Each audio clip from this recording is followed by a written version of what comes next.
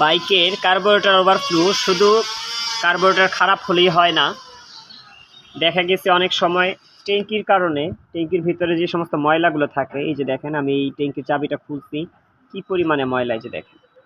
তো এই ময়লাগুলো আমি যদি কার্বোরেটর পরিষ্কার করেও থাকি, এই বাইকারের সমস্যা হলো উনি এর আগে 2 বার কার্বোরেটর পরিষ্কার করাইছে, ক্লিন করাইছে, কিন্তু তারপরে ওনার ওভারফ্লো কমে না। হ্যাঁ, ওনার কিন্তু কার্বোরেটরের যে ফ্লুইড পিন আছে, পিন ভালো, কিন্তু তারপরে ওভারফ্লো করে। তো আজকে আমার এখানে আসছে, তো আমি ট্যাঙ্কিটার চাবি খুললাম, দেখেন এখানে কত ময়লা।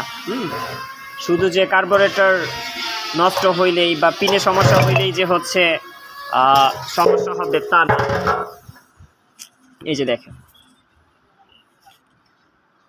কি পরিমাণে ময়লা, এই ময়লাগুলোর কারণেই বাইকের ওভারফ্লো করে। তো আমি পুরো ট্যাঙ্কিটা ওয়াশ করব, ওয়াশ করার পরে আশা করি যে সব সমস্যার সমাধান হয়ে যাবে।